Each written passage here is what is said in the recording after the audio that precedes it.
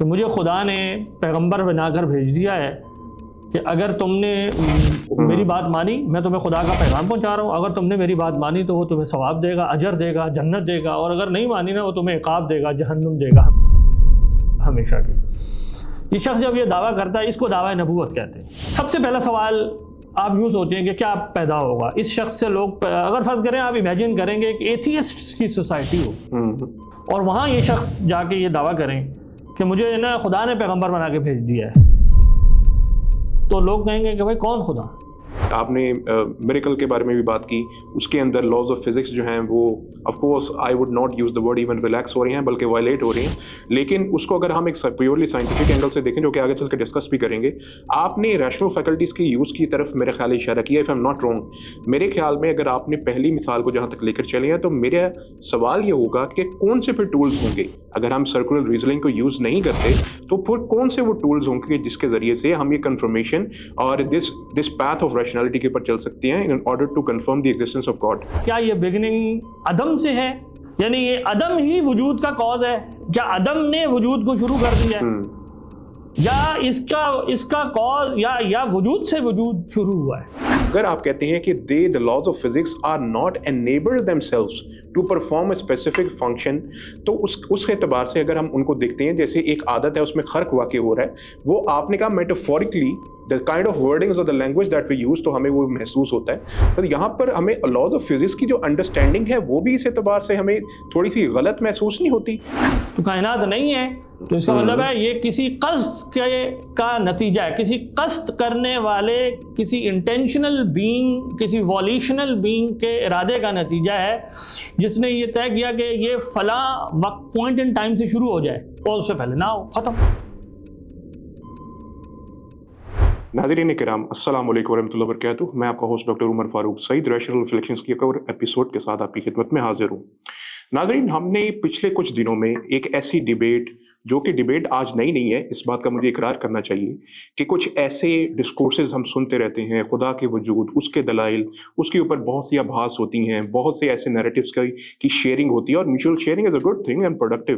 Debates اگر productive ہوں تو اچھی بات ہے، اگر ڈسٹرکٹیو پرپسز کے لیے تو بری بات بھی ہے، لیکن بہرحال یہ چیز جاننا تو بہت ضروری ہے کہ ہمیں کس نیریٹیو کو as a well accepted in Islamic theology اور دین ایکیڈیمک ورلڈ کے اندر ایکسیپٹ کرنا چاہیے، اور اس کے اندر ہمیں پریڈومیننٹلی یہ بھی جاننے کی ضرورت ہے کہ کون سے وہ آرگیومنٹس ہو سکتے ہیں جو کہ ساؤنڈ ہیں اپنی نیچر کے اعتبار سے، نہ صرف فلسافیکلی، تھیولوجیکلی ایز ویل۔ اسی ضمن میں آج ہمارے ساتھ جو شخصیت موجود ہے، سب سے پہلے میں ان کا بہت شکریہ ادا کرتا ہوں کہ انہوں نے اپنے قیمتی وقت میں سے ہمارے اس اسپیشل پروگرام کے لیے وقت نکالا۔ ڈاکٹر زاہد صدیق مغل صاحب، جو کہ department of economics from NUST university کے اندر اس وقت ہمارے ساتھ موجود ہیں۔ سب سے پہلے ڈاکٹر صاحب کا بہت شکریہ ہمیں ٹائم دینے کے لیے اس بہت ہی اہم موضوع کے اوپر۔ میں اسٹریٹ اوے چلتا ہوں اپنے موضوع کی طرف، اور وہ موضوع جس کے بارے میں نے تھوڑا سا انٹروڈکشن دیا، میں تھوڑا سا اس کویشچن کو پھیلاتا ہوں اور اس کو آپ کی طرف لے کر آتا ہوں۔ ہم نے دیکھا کہ پچھلے دنوں ایک ڈیبیٹ بھی ہوئی شمائل لدوی صاحب کی جاوید اختر کے ساتھ، اور انہوں نے بہت سی چیزوں کو ڈسکس کیا۔ اس کے اندر سب سے زیادہ میرے خیال ڈسکس اور اوورلی ڈسکس ایک پوائنٹ تھا جس کو ایک argument for God's existence contingency کے نام سے جانا جاتا ہے۔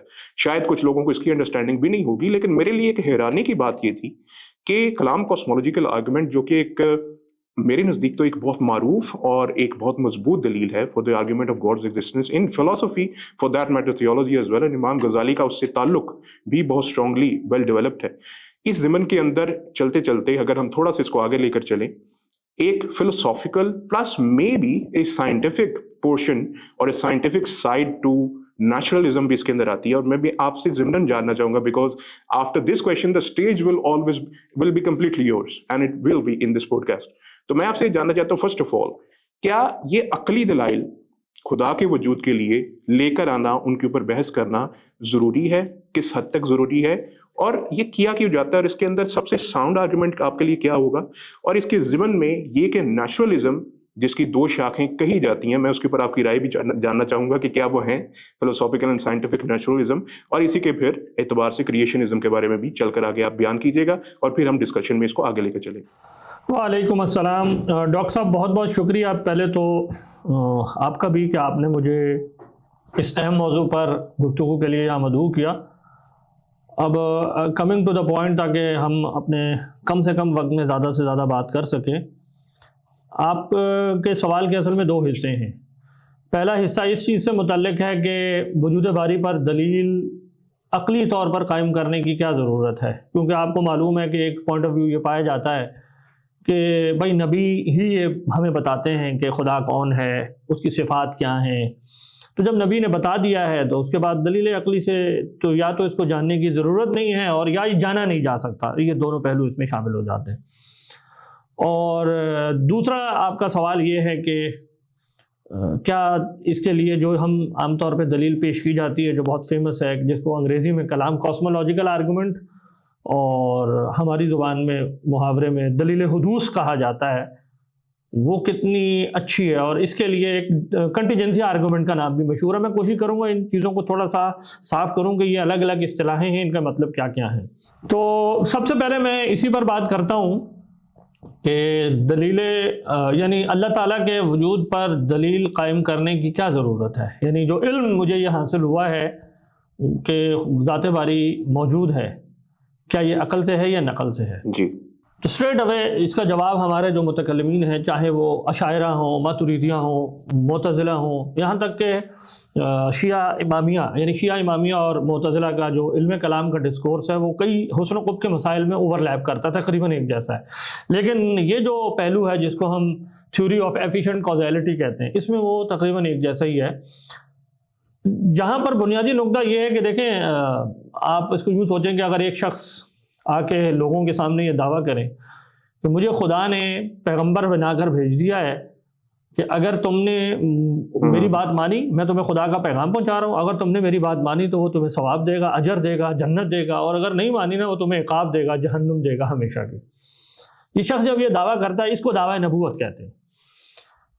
سب سے پہلا سوال آپ یوں سوچیں کہ کیا پیدا ہوگا اس شخص سے. لوگ اگر فرض کریں، آپ امیجن کریں گے کہ ایتھیسٹ کی سوسائٹی ہو اور وہاں یہ شخص جا کے یہ دعویٰ کریں کہ مجھے نا خدا نے پیغمبر بنا کے بھیج دیا ہے، تو لوگ کہیں گے کہ بھائی کون خدا؟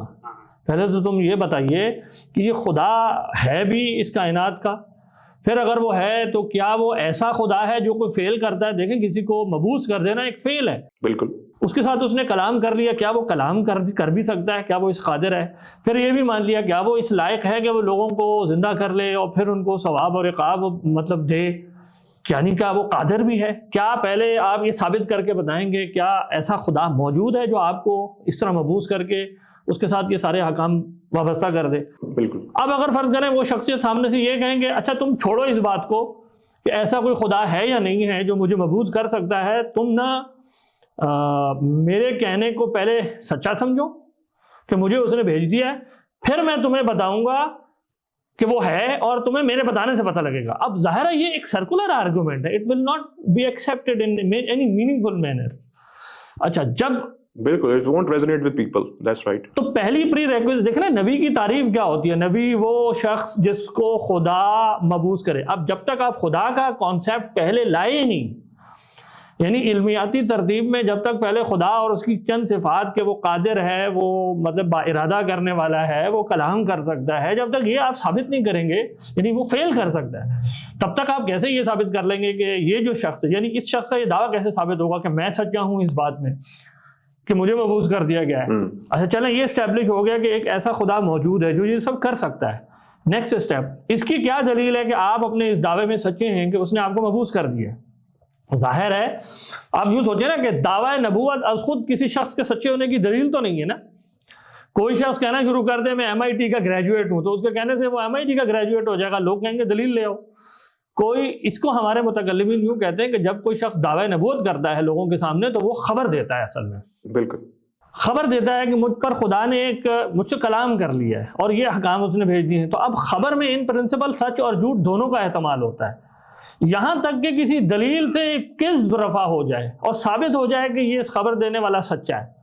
جب یہ ثابت ہو جائے کہ یہ خبر دینے والا سچا ہے تو اب وہ جو بھی خبر دے گا اس کو مانا جائے گا. وہ اب علم کی دربار میں آ گئی نا بات کہ میں نے، یعنی آپ یوں سمجھیں، آپ بات کو سمجھانے کے لیے آسان کر لیتے ہیں کہ ایک شخص عدالت میں گواہی دینے کے لیے آ گیا ہے تو سب سے پہلے کیا بحث ہوگی کہ کیا یہ شخص سچا ہے. جب یہ ثابت ہو جائے کہ یہ شخص سچا ہے، اب اگر وہ کسی ایسی بات کے بارے میں خبر دے جس کو میں براہ راست دیکھ نہیں سکتا تو عقل اور دلیل عقلی ایک بات کہتی ہے کہ سچے خبر کی شخص کی جو رپورٹنگ ہے نا، خبر ہے، اس پر اعتبار کیا جائے گا، بشرطے کہ وہ ممکنات کے بارے میں کوئی خبر دے رہا ہو. یعنی کوئی شخص اگر آ کے مجھے کہے کہ اس نے امریکہ کی وال اسٹریٹ کے کسی خاص مثال کے طور پر فلور کے اوپر کوا بیٹھا ہوا دیکھا تھا، اور یہ بات ممکنات میں ہو کہ امریکہ میں کوے ہوتے ہیں، تو میں کہوں گا ہاں ہوا ہوگا بھائی، کوئی وجہ نہیں ہے، یہ شخص سچا انسان ہے، یہ واقعی وہاں گیا تھا وغیرہ وغیرہ. تو اگرچہ میں نے نہیں دیکھا ہوگا میں مان لوں گا. تو آپ نے پہلا اسٹیپ یہ ہے کہ واقعی ایک ایسا خدا ہے، دوسرا یہ کہ اس نے اس کے حق میں کوئی دلیل مقرر کر دی ہے. اب وہ دلیل کیا ہے؟ اس دلیل کو معجزہ کہتے ہیں. صحیح. معجزہ در حقیقت مطلب میں اگر آسان ترین کر دوں، معجزہ ویریفیکیشن ہوتا ہے دعوی نبوت کرنے والے شخص کی سچائی میں، خدا کی طرف سے ایک نشانی مقرر کر دی جاتی ہے، اور اس کی یعنی یہاں وقت نہیں ہے کہ ہم اس کو کھولیں کہ معجزے کی وجہ دلالت کیا ہے. آسان الفاظ میں وہ یوں ہے کہ جب فرض کریں ایک شخص بادشاہ کو طرف سے جا کے لوگوں کو کہے، ایک اچھا بادشاہ جو لوگوں کے سامنے موجود نہیں ہے، تو بادشاہ نے مجھے جو ہے نا مقرر کر دیا ہے تمہارے اوپر ایک حاکم بنا کے، تو سب سے پہلے تو لوگوں کو یقین ہونا چاہیے کہ واقعی کوئی بادشاہ ہے ہمارا. پھر اس کے بعد وہ کہیں گے کوئی دلیل لو. اب مثال کے طور پہ کوئی مہر ہوگی. اب اگر مہر تو ظاہر ہے کہ ہیومن نارمز کے اندر ہے نا، معجزہ ایک نارم بریکنگ انسیڈنس ہوتا ہے. تو وہ شخص دعویٰ یہ کرتا ہے یا یہ کہتا ہے کہ دیکھنا میرے حق میں ایک ایسی نشانی مقرر ہوگی جو تم اور میں جانتے ہیں کہ وہ نارم بریکنگ ہے، ہم میں سے کوئی انسان اس کو ایگزیکیوٹ نہیں کر سکتا. ٹھیک ہے. اور وہ میرے کہنے سے ہوگی اور تم اس کا مقابلہ نہیں کر سکو گے. یہ چیلنج دے دیتا ہے. پھر وہ گویا سمجھ لیں کہ بادشاہ کی طرف اب وہ شخص متوجہ ہوتا ہے کہ وہ آپ اگر ہیومن لیول پر مثال لانا چاہتے ہیں، امام جوینی اس کی مثال یوں دیتے ہیں کہ آپ یوں تصور کریں کہ ایک بادشاہ کے دربار میں نا ایک ایسا پردہ لٹکا ہوا ہے جس کی ایکسیس صرف بادشاہ تک ہے، اور سب لوگ جانتے ہیں یہ بادشاہ ہلا سکتا ہے اور کوئی نہیں ہلا سکتا. پھر جو وہ افسر ہے وہ مطلب یہ کہ بادشاہ کی طرف منہ کر کے یا محل کی طرف منہ کر کے کہتا ہے بادشاہ سلامت، آپ اس پردے کو ذرا ہلا کر بتائیں کہ میں اپنے اس دعوے میں سچا ہوں یا نہیں. تو وہ پردہ ہلنا کس بات کی دلیل ہے کہ یس یو آر. تو معجزہ در حقیقت نبی کے یعنی نبی اپنی قوم کو یہ چیلنج دیتے ہیں، تحدید دیتے ہیں کہ تم یہ نہیں کر سکو گے، یہ دیکھنا میرے کہنے سے ہو جائے گا. پھر وہ اللہ تعالیٰ کی بارگاہ میں اسی طریقے سے کہتے ہیں کہ ایک نشانی مقرر کر دی جائے. جب وہ نشانی مقرر ہو جاتی ہے تو اب یہ ثابت ہو جاتا ہے کہ yes you are truthful in your claim. جب سچائی ثابت ہو گئی تو اب وہ شخص جو کہے گا میری اپنی فطرت، میری اپنی ریشنیلٹی یہ کہتی ہے کہ میں اس کی بات مانوں، کیونکہ وہ کیا کہہ رہا ہے؟ وہ کہہ رہا ہے کہ اگر تم نے میری بات نہیں مانی تو ہمیشہ کے عذاب میں کے خطرے میں ہو، اور میں بائی نیچر جانتا ہوں کہ میں تکلیف کو اوائڈ کرنا چاہتا ہوں. ٹھیک ہے. تو اب میری اپنی عقل یہ مجھے بتا رہی ہے، میری اپنی فطرت بتا رہی ہے کہ میں اس شخص کی بات کو، جس کو میں نے ویریفائی کر لیا کہ یہ سچا ہے اپنے اس دعوے میں، اس کو سنجیدگی سے لوں اور اس کی پیروی کروں.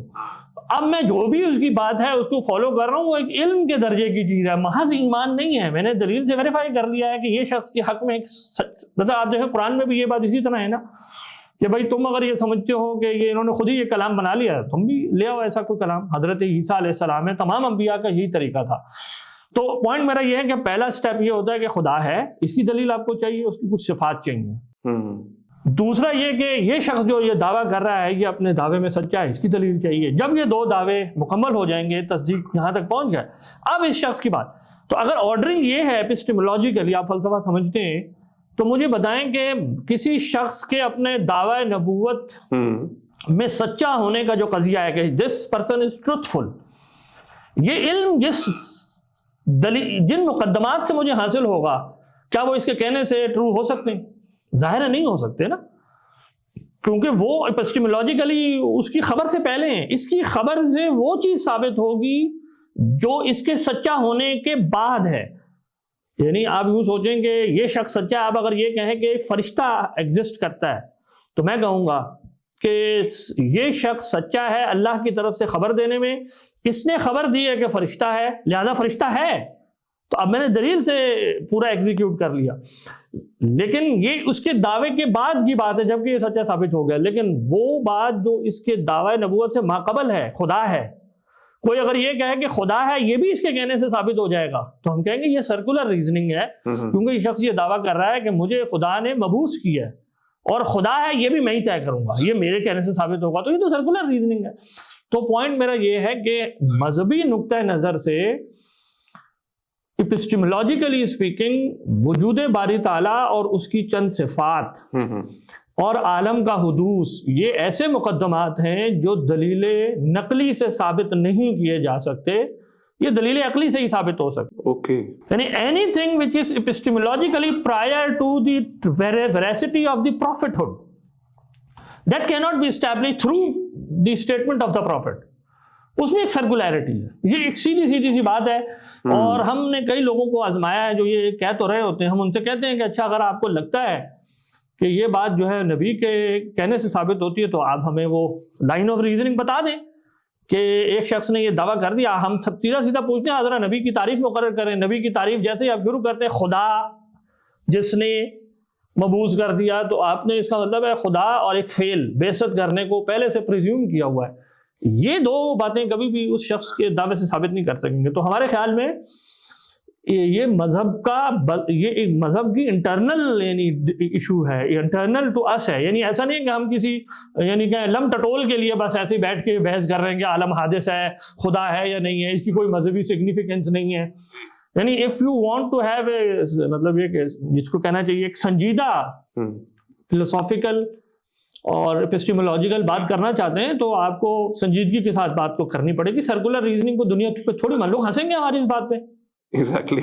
اچھا ڈاکٹر صاحب، آپ نے جیسے ذکر کیا ایک اس سے کویشچن ارائز ہو سکتا ہے دیٹ اوکے آپ نے میریکل کے بارے میں بھی بات کی، اس کے اندر لاز آف فزکس جو ہیں وہ of course I would not use the word even relax ہو رہی ہیں بلکہ وائلیٹ ہو رہی ہیں.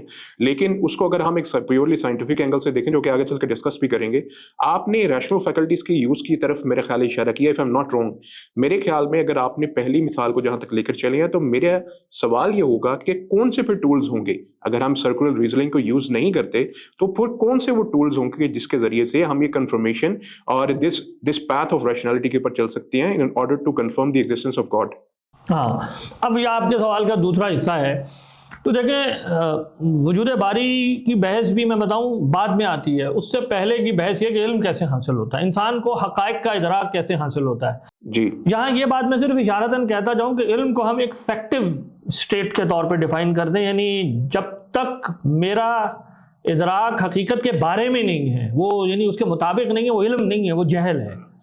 تو علم جو ہے وہ اب یہاں سوال پیدا ہوتا ہے کہ حقائق کا ادراک انسان کو کیسے ہوتا ہے. تو ظاہر ہے ہمارے یہاں متکلمین اس پہ بہت تفصیل سے بات کرتے ہیں کہ وہ حس سے بھی ہوتا ہے، چاہے وہ ظاہری حس ہو یا باطنی حواس ہو، جیسے دکھ، خوشی، غمی. یہ ایسے احساسات ہیں جو انسان کو انٹرنلی اپنے احساسات سے پتہ ہیں، اور 5 سینسز سے بھی پتہ لگتے ہیں. اس کو ہم حسی علم کہتے ہیں.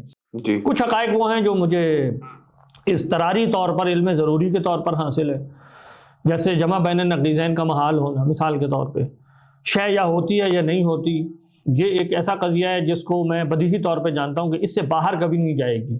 وجود اگر ہوگا تو یا وہ قدیم ہوگا یا وہ حادث ہوگا، یعنی اس کی بگننگ ہوگی یا بگننگ نہیں ہوگی.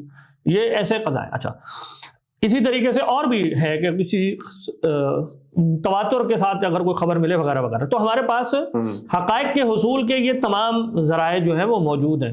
تو اب آپ دیکھیں دلیل حدوث اصل میں سب سے پہلے اس چیز سے متکلمین بحث کرتے ہیں کہ جی حقائق واقعی خارج میں موجود ہیں اور میں ان کا علم رکھتا ہوں. یعنی اپسٹیمولوجی کمز فرسٹ. اگر ایک میرے سامنے سوفسٹائی آ گیا ہے اور وہ کہتا ہے کہ بھائی دنیا میں تو کوئی چیز خارج میں ہے ہی نہیں، یا اگر ہے بھی تو مجھے تو اس کا علم ہی نہیں ہوتا، یا میں مثال کے طور پہ میں تو نومینا کو جانتا ہی نہیں ہوں، میں تو فینومینا کو جانتا ہوں، کانٹین آ جائے مثال کے طور پہ، یعنی وہ خارج اور میرے ادراک کو ڈسکنیکٹ کر دے، تو ظاہر ہے اس کے ساتھ وجود باری کی بحث میں پڑھنا پری میچور ہے. میں اس کے ساتھ کیا بحث کروں؟ ایک سوفسٹائی سے یہ میں بحث کروں کہ یہ شخص نبی ہے اور یہ خدا ہے، وہ کہے گا بھائی میں تو اسی کو نہیں مان رہا، باہر کچھ ہے بھی یا نہیں، تم کہاں سے نبی اور خدا لے آئے میرے ساتھ.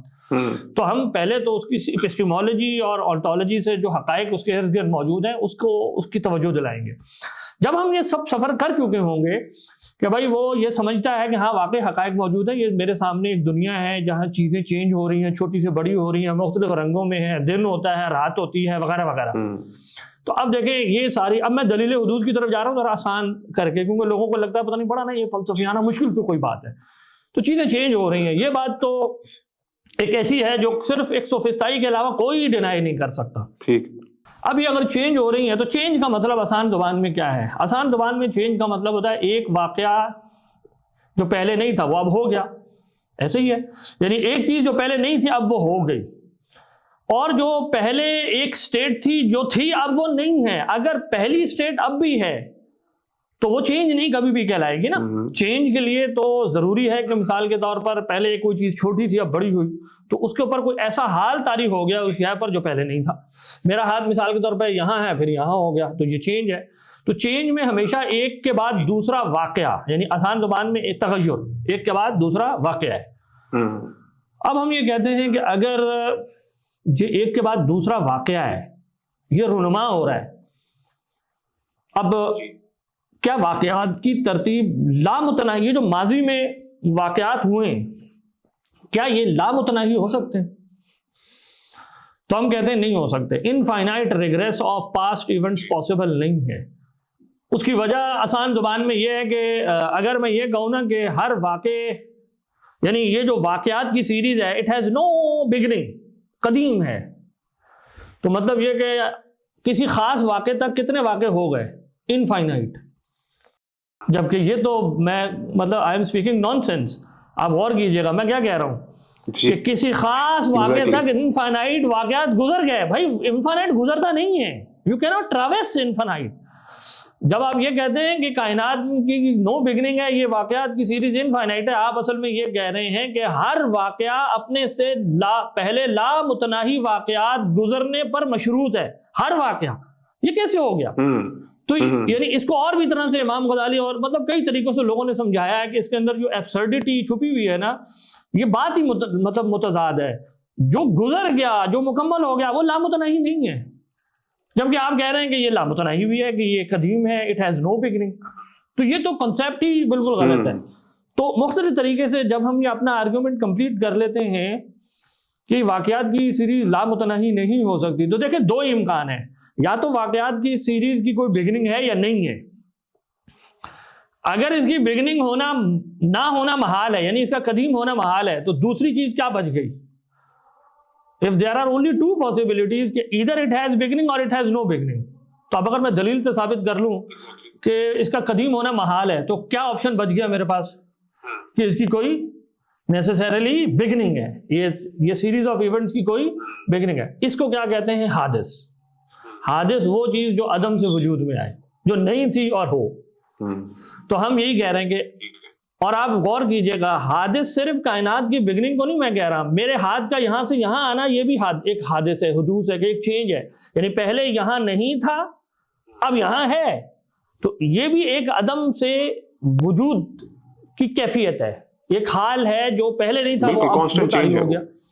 تو ہم یہ کہہ رہے ہیں کہ یہ جو حدوث ہے, یہ جو تغیر ہے, یہاں میں حدوث کو تھوڑا سا لوزلی ڈیفائن کر رہا ہوں کیونکہ اس کا ایک اور مطلب بھی ہے, لیکن بات کیونکہ ہم چاہ رہے ہیں کہ قاری ذرا آسانی سے, ناظرین آسانی سے سمجھ لیں, تو میں کہہ رہا ہوں کہ یہ جو حدوث, یہ جو تغیر اور یہ جو نمبر آف ایونٹس ہے, یہ انفائنائٹ نہیں ہو سکتے, محال ہے. تو اس کا مطلب اس کی کوئی بگننگ ہے. اس کو ہم آسان زبان میں یوں کہتے ہیں کہ عالم حادث ہے. یہ ہمارا پہلا مقدمہ ہے. آلرائٹ. تو اگر ہم کہتے ہیں کہ عالم حادث ہے, جو کہ لے کر گئے ہیں بات کو, تو میں اپنا وہ کوشچن ساتھ میں انٹر کر دوں تاکہ آپ اسی کو ساتھ لے کر ہی ایکسپلین کر دیجیے گا. وہ یہ کہ آپ اوریجنس کی طرف جب ہم جاتے ہیں, اور میں نے اس سے شروع میں جیسے آپ سے بھی اختصار کیا تھا کہ جو کازز ہیں, جو کہ آپ کہہ رہے ہیں کہ شروعات میں اوریجن سٹوری ہے, جہاں کہ آپ کو پتہ ہے کہ بہت زیر بحث رہتی ہے, اس کے اندر ہم دیکھتے ہیں کہ نیچرلسٹک پوائنٹ آف ویو اور اس کے ساتھ ساتھ ایک کریشنسٹ پوائنٹ آف ویو موجود ہے. تو میں کہتا ہوں کہ آپ اس کو بھی اگر ساتھ شامل کر لیجیے گا تو ہمارے ناظرین کے سمجھنے میں آسانی ہو جائے. میں آپ کی بات سمجھ گیا ہوں, وہ میرے ذہن میں ہے, میں اصل میں ایک خاص ترتیب سے اس طرف لے کے جانا چاہ رہا ہوں.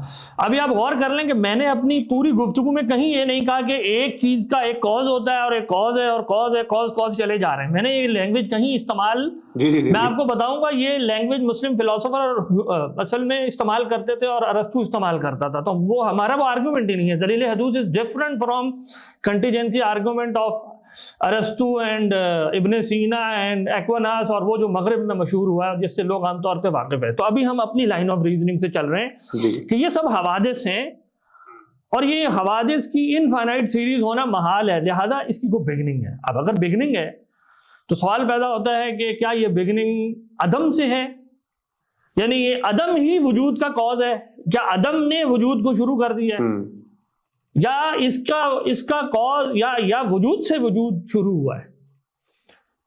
یعنی میں کہنا یہ چاہ رہا ہوں کہ کیا ایک ایسی چیز جو نہیں تھی وہ ہوئی، میں یہ امیجن کر سکتا ہوں کہ خود ہی ہو گئی؟ ظاہر ہے ایبسرڈ بات ہے نا، عدم نتھنگ کو کہتے ہیں، وجود نہ ہونا ہے. تو اس کا مطلب ہے یہ تو مجھے ماننا پڑے گا کہ جو چیز اس کو وجود دینے والی ہے عدم سے، وہ یا عدم ہے یا وجود ہے. عدم نہیں ہو سکتا، انسانی عقل اس بات کو بالکل قبول، یہ ایبسرڈ بات ہے، تو ماننا ہوگا کہ وہ وجود ہے. یہاں تک آ گئے. اب وہ جو وجود ہے وہ کیسا ہے؟ دو ہی امکان ہے، تیسرا کوئی نہیں ہے. یا میں یہ کہوں گا کہ وہ وجود کوئی موجب فیکٹر ہے. موجب کہتے ہیں نیسیسیٹیٹنگ فیکٹر کو، اس کو علت موجبہ بھی کہتے ہیں. علت موجبہ وہ شے ہے جس سے کوئی چیز نیسیسریلی بغیر ارادے کے ظاہر ہو جاتی ہے، ایفیکٹ اس سے ظاہر ہوتا ہے. اگر میں بات سمجھانے کے لیے دوں تو یوں سوچیں کہ جیسے سورج سے روشنی کیا ہے؟ کیا سورج چاہتا ہے کہ روشنی اس سے ظاہر ہو؟ نہیں، سورج سے بس روشنی نکل پڑتی ہے. تو سورج سے روشنی کے خروج کو اگر میں کاز کی لینگویج میں لے جاؤں تو مراد یہ ہے کہ یہ علت موجبہ ہے. سورج روشنی کے لیے علت موجبہ ہے، نیسیسیٹیٹنگ فیکٹر ہے کہ جب بھی کاز، نیسیسیٹیٹنگ فیکٹر وہ ہے کہ جب بھی وہ ہوگا ساتھ ایفیکٹ بھی ہوگا. ٹھیک؟ یہ پہلا امکان ہے کہ کائنات کو عدم سے وجود میں لانے والا فیکٹر علت موجبہ ہو، ایک یہ امکان ہے. اور دوسرا امکان یہ ہے کہ نہیں، اس کی علت موجبہ ارادہ ہو، اختیار ہو. اختیار سے بھی ایک ایسی چیز سامنے آتی ہے جو پہلے نہیں ہوتی. میرا ہاتھ یہاں ہے، اب یہاں آ گیا، تو آپ کہتے ہیں زاہد صاحب آپ نے ارادہ کر لیا. ٹھیک ہے، تو انسان علت کے دو ہی کانسیپٹس کو جانتا ہے، تیسرا کوئی کانسیپٹ نہیں ہے. یا وہ علت موجبہ ہے اور یا وہ اختیار ہے. ابھی میں ایک اور لفظ ہے وہ بعد میں انٹروڈیوس کراتا ہوں. تو دو ہی ہیں، یہ تیسرا کوئی نہیں ہے. اچھا، اب اگر یہ دو ہیں تو اب مجھے فیصلہ کرنا ہے کہ یہ جو کائنات عدم سے وجود میں آئی ہے، اس کی کاز جو ہے وہ کوئی نیسیسیٹیٹنگ فیکٹر ہے؟ نہیں ہو سکتی. وجہ کیا ہے؟ کیونکہ اگر اس کا کاز نیسیسیٹیٹنگ فیکٹر ہوتا نا تو یہ کائنات قدیم ہوتی.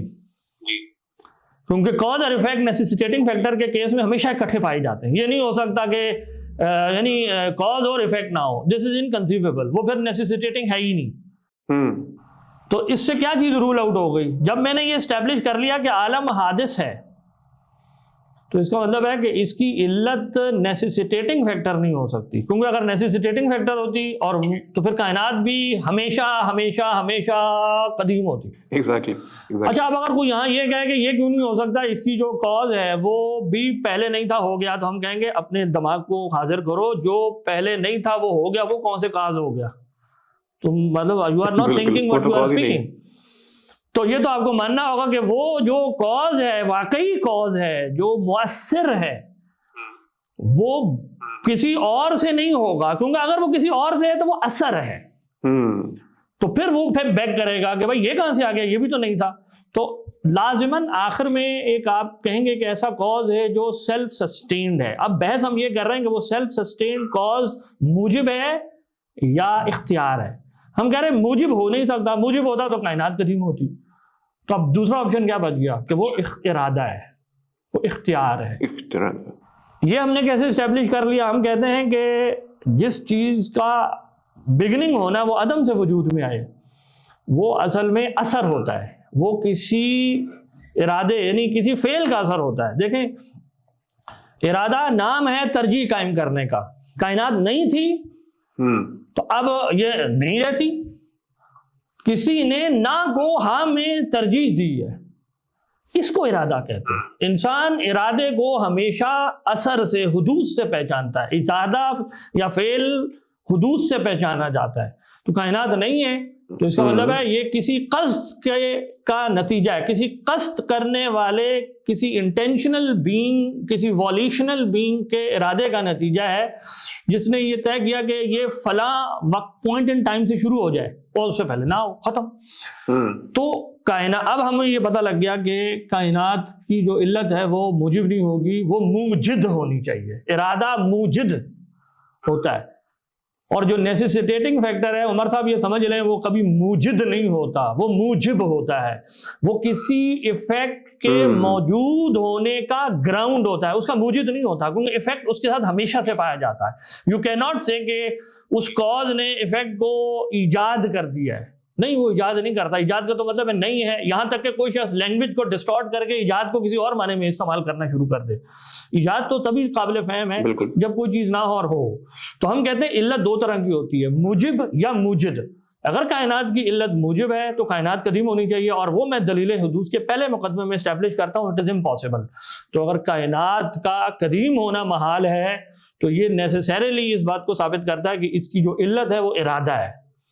اور پھر ارادہ قدرت اور علم کو پریزیوم کرتا ہے. بغیر قدرت اور علم کے ارادے کا کوئی مطلب نہیں ہے. تو یہ دو اور صفات آتی. تو اس اور چونکہ یہ صفات ہیں تو صفت بغیر ذات کی نہیں ہوتی. تو ہم کہتے ہیں کہ ایک ایسی ذات ہے جس کے ساتھ یہ معنی ثابت ہیں کہ وہ صاحب قدرت ہے, وہ صاحب علم ہے, وہ صاحب ارادہ ہے. یوں ہم اسٹیبلش کرتے ہیں. اب اگر میں اس کو فریم کر لوں اپنی ٹیکنیکل لینگویج میں تو ہم یوں کہتے ہیں کائنات حادث ہے کیونکہ انفائنائٹ ریگریس آف ایونٹس محال ہے, اور جو چیز حادث ہو اس کے لیے محدث ہوتا ہے کیونکہ چیزیں عدم سے وجود میں خود آنا محال ہے. تو اب آپ یوں سمجھ لیں کہ دلیل حدوث دو امپاسبلز کی نیگیشن کا نام ہے. ایک impossible infinite regress of events, یہ محال ہے. دوسرا چیزیں عدم سے نہیں آ سکتی, یہ امپاسبل ہے. جب میں ان دو امپاسبلز کو پہچان لیتا ہوں تو دلیل حدوث میری تام ہو جاتی ہے, اور اسی سے مجھے معلوم ہو جاتا ہے کہ اس کو بنانے والا اس کی جو کاز ہے جس کو ہم کہتے ہیں وہ اصل میں ارادہ ہے. اب جب ہم یہاں تک پہنچ گئے اب ظاہر ہے میں اس کی صفات بنے گی. یہ بات تو طے ہے کہ یہ جو صاحب ارادہ ہے یہ خود حادث نہیں ہونا چاہیے, کیونکہ اگر یہ حادث ہے تو پھر وہی سوال پیدا ہو جائے گا کہ بھائی یہ ارادہ کرنے والے کا پھر کوئی کاز ہونا چاہیے.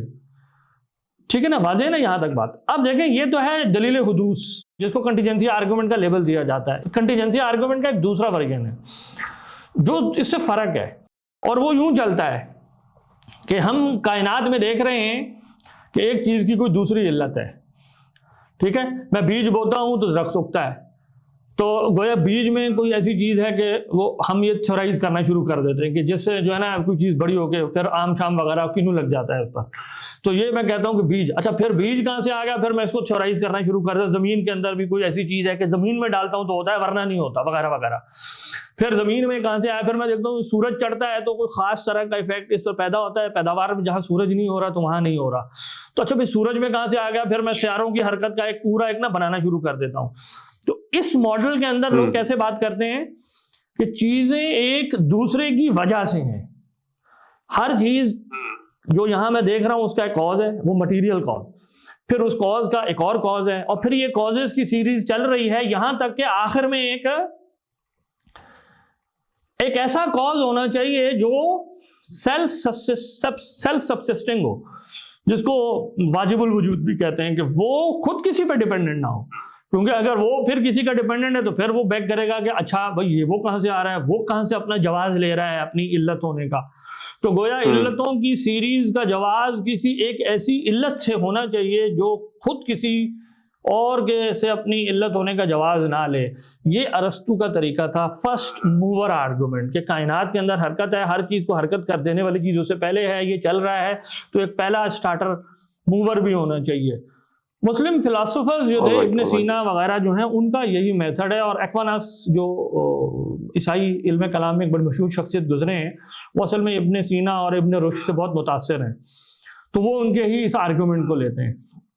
تو اب یہاں سمجھنے کی بات جو یہاں میں ہائی لائٹ کرنا چاہ رہا ہوں وہ یہ ہے کہ ارسطو کا جو کنٹیجنسی آرگومنٹ ہے اس کے اندر جس سیریز کو ہم ریکگنائز کر کے یا جس کی بات کر کے ہم آخر میں فرسٹ کاز لاتے ہیں وہ کاز اور ایفیکٹ کی سیریز ہے, جس میں ہر چیز دوسرے کے لیے کاز یعنی تاثیر کا اصول بن رہی ہوتی ہے. اور آخر میں کہتا ہوں ایک کو اس کے مقابلے میں, اور اچھا چلیں یہاں سے یہی سمجھ لیں, چونکہ یہ کاز اور ایفیکٹ کے پرنسپل پہ چلتے ہیں نا. اب آپ دیکھیں تو میں نے آپ کو کیا کہا تھا کہ علت اگر موجب فیکٹر ہے, موجب ہے, ارادہ نہیں ہے, تو نتیجہ کیا نکلتا ہے کہ کائنات کیا ہونی چاہیے, قدیم ہونی چاہیے.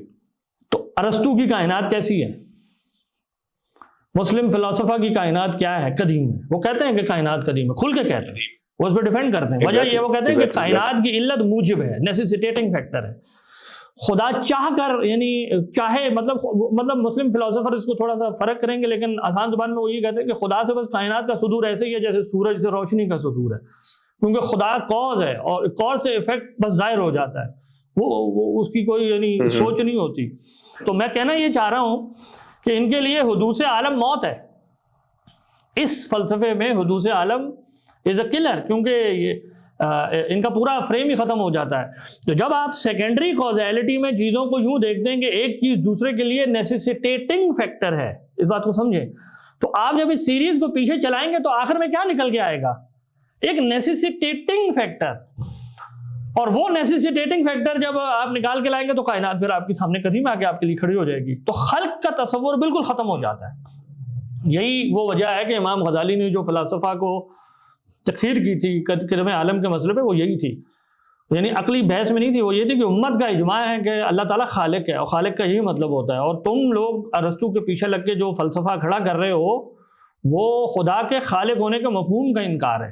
تو یہ جو ارسطو کا کہنا تھا کہ چیزیں مطلب ایک ایسے کاز سے شروع ہوئی ہیں جس کے اندر جس سے بس چیزیں صادر ہوتی ہیں, یہ اصل میں وہ مجبور ہوا یہاں سے ہے. دیکھیں اس کی تھیوری یوں چل رہی ہے, میں چیزوں کو دیکھ رہا ہوں کہ وہ چھوٹی سی بڑی ہو رہی ہیں, درخت اگ جاتا ہے, جانور اس طرح پیدا ہو رہے ہیں وغیرہ وغیرہ وغیرہ, ایک خاص پیٹرن پہ دن رات آ رہے ہیں. تو اب اس کو تھیورائز کرنا ہے نا چینج کو, تو انہوں نے کہا کہ ہم یہ فرض کرنا چاہیے کہ چیزوں کے اندر کوئی ایسی پوٹینشیلٹی ہے جس کی وجہ سے وہ ایک دوسرے کے اوپر اثر انداز ہو جاتی ہیں. اور یہ جو پوٹینشیلٹی ہے یہ ایک کوئی اختیار سے نہیں ہے, یہ بس یہ ان کی ذاتی صفت ہے.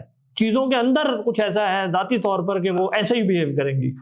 اچھا, اس کا مطلب ہے آپ نے ٹو بگن ود, ارسطو اور مسلم فلسفہ کیا کرتے ہیں, کائنات کے اندر ایک نیسیسیٹیٹنگ کاز اور افیکٹ کا سلسلہ جاری کر دیتے ہیں. تو جب یہ کاز اور افیکٹ سلسلے کو آپ پیچھے چلائیں گے تو کہاں جا کے ختم ہوگا؟ ایک نیسیسیٹیٹنگ فیکٹر سے. وہ نیسیسیٹیٹنگ فیکٹر کے سامنے آگے جو کائنات کھڑی ہوگی وہ قدیم ہوگی. تو ارسطو اور مسلم فلسفہ یہ مان لیتے ہیں. بالکل. تو ظاہر ہے یہ جو پھر وہ یوں کہنا شروع کر دیتے ہیں کہ وہ ذات ایسی ہے کہ اس کے اندر یہ تاثیرات ساری اس سے پھیل گئی ہیں کیونکہ وہ خود موجب ہے. تو وہ موجب قسم کی کاز اور افیکٹ, اور پھر وہ اسی کو تھیورائز کرنا شروع کر دیتے ہیں کہ کوئی دنیا کے اندر یہ قوانین جو ہیں وہ وہاں سے بن گئے ہیں. آج کل کے اس کو سائنٹیفک نیچرلزم کہنا شروع کر دیتے ہیں. تو اصل میں اگر میں اپنی علم کلام کی لینگویج میں لے جاؤں تو جس کو نیچرلزم کہتے ہیں اس کا مطلب ہے علت کو موجب کے معنی میں لینا, کہ علت از اے نیسیسیٹیٹنگ فیکٹر. جب بھی میں علت کے بارے میں یہ مان لوں گا کہ علت ایک موجب فیکٹر کو کہتے ہیں تو میرے لیے کائنات ایک ڈیٹرمنسٹک آرڈر کے اندر مجھے دیکھوں گا جس میں کسی کے ارادے اختیار وغیرہ کا کوئی عمل دخل کی گنجائش نہیں رہ جائے گی.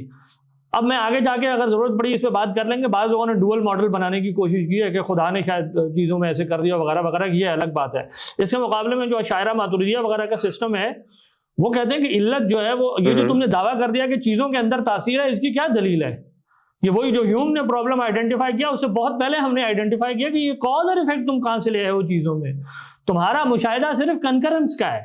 تم صرف یہ دیکھتے ہو کہ ایک چیز کے ساتھ یا اس کے بعد دوسری چیز ہو جاتی ہے اور تم یہ کہنا شروع کر دیتے ہو پہلی چیز جو ہے نا اس کے اوپر مؤثر ہے, جبکہ مؤثر ہونے کی تو کوئی تمہارے پاس دلیل نہیں تھی. اور نہ ہی عقل اس بات کا تقاضا کرتی ہے, کیونکہ جس چیز کا مطلب بہت زیادہ میں پھیلا نہیں جاؤں, ہمارا وقت بھی یعنی ایک لمیٹڈ ہے. تو وہ کہتے ہیں کہ یہ ان کے درمیان کاز اور ایفیکٹ کا اگر تم نے سلسلہ مانا تو کائنات قدیم ہونی چاہیے, اور یہ محال ہے. تو تمہارے پاس کوئی نہ حسی دلیل ہے نہ کوئی ریشنل دلیل ہے, بس تم نے صرف اپنا سلسلہ چلانے کے لیے یہ کہہ دیا ہے. جبکہ اس کا آلٹرنیٹ ماڈل جو زیادہ کوہرنٹ ہے وہ یہ کہنا ہے کہ کائنات عدم سے وجود میں آئی ہے, حادث ہے, کیونکہ انفائنائٹ ریگریس جائز نہیں ہے. تو اس کی علت ارادہ ہے. تو اب رہ گئی یہ بات کہ چیزوں کے اندر, تو وہ کہتے ہیں کہ وہ ارادہ کرنے والا چیزوں کو ایک خاص ترتیب سے مرتب کرتا ہے. یہ صحیح بات ہے کہنے والی, کیونکہ دیکھیں بات یہ ہے کہ حادث جو ہے اثر ہوتا ہے, اس بات کو سمجھے. حاضر افیکٹ ہے بائی ڈیفینیشن. وہ جو عدم سے وجود میں آیا وہ تو ہے ہی محتاج. تو جو محتاج ہے اس کو کہاں سے علت بنائے جا رہے ہیں آپ, وہ اصل میں یہ سوال اٹھاتے ہیں. تو بیسیکلی یہ دو الگ ماڈلز ہیں جن کو مکس نہیں کرنا چاہیے. How determinism is connected to creationism? Is there any connection? دیکھیں ڈٹرمنزم سے مراد کیا لی آپ نے پہلی. اگر تو ڈٹرمنزم کا مراد یہ ہے کہ چیزیں ایک خاص ترتیب میں واقعی خارج میں ہو رہی ہیں, اگر صرف اتنی مراد ہے تو یہ کریشنزم کے ساتھ بھی ہم آہنگ ہے. میں یہ وہی دوبارہ ایمفیسائز کروں گا کہ ڈٹرمنزم سے مراد اگر یہ ہے کہ چیزیں اس طرح سے ترتیب پانا ان کی ذاتی صفت کی وجہ سے ہے, اینڈ اٹ کی ناٹ بی ادروائز, یہ ڈٹرمنزم ہے. اور اگر کوئی ڈٹرمنزم سے یہ مراد لے رہا ہے کہ جب بھی میں پانی پیتا ہوں اللہ تعالیٰ خاص اس کے ساتھ جو ہے نا پیاس کے بجھنے کے احساس کو بھی پیدا کرتے ہیں. اور جب بھی میں کرتا ہوں اللہ تعالیٰ اپنے ارادے سے اس ترتیب سے ان امور کو ظاہر کرتے ہیں تو بھی یہ ڈٹرمنسٹک ہے میرے پوائنٹ آف ویو سے کہ چیزیں دنیا میں ایسے ہی ہو رہی ہیں. ایک با ارادہ کرنے والا ایسے ہی کر رہا ہے. لیکن میں کبھی یہ نہیں کہہ سکوں گا اس ماڈل میں کہ یہ جو پانی ہے نا یہ اصل میں مؤثر ہے میری پیاس بجھانے پہ. میں کہوں گا کہ ہاں یہ اس کے ساتھ پائی جاتی ہیں, یہ دونوں چیزیں اس خاص ترتیب سے پائی جاتی ہیں. تو ڈٹرمنزم کو اگر اس معنی میں لیا جائے کہ بھئی چیزیں خاص واقعی خارج میں ترتیب میں پائی جاتی ہیں تو اس کا تو انکار جو ہے وہ ضروری نہیں ہے کہ یعنی اشری ماڈل میں بھی کیا جائے. یعنی یہ سمجھنے کی ضرورت یعنی ایک ارادہ کرنے والا بھی ایک ترتیب سے ایک افعال کو ظاہر کر سکتا ہے, تو اس میں کوئی چیز محال نہیں ہے. لیکن ڈاکٹر صاحب اس کے بعد تھوڑی سی ایک اور پرابلمٹک, حالانکہ is a little controversial but I love to have your opinion on that, کہ ہم نے اوکیجنلزم کا نام سنا ہے, ایک نظریہ کہہ لیں, ایک آئیڈیالوجی کہہ لیں, نیریٹو کہہ لیں, ایکسپلین تو آپ ہی کریں گے ظاہر ہے, لیکن اس کے ہاں ایک تاثر یہ پایا جاتا ہے کہ یہ ایک ان سائنٹیفک یا نان سائنٹیفک یا جو بھی ٹرمینالوجی یوز کی جائے کہ اس کے ساتھ ایک ہم آہنگی نہیں رکھتا.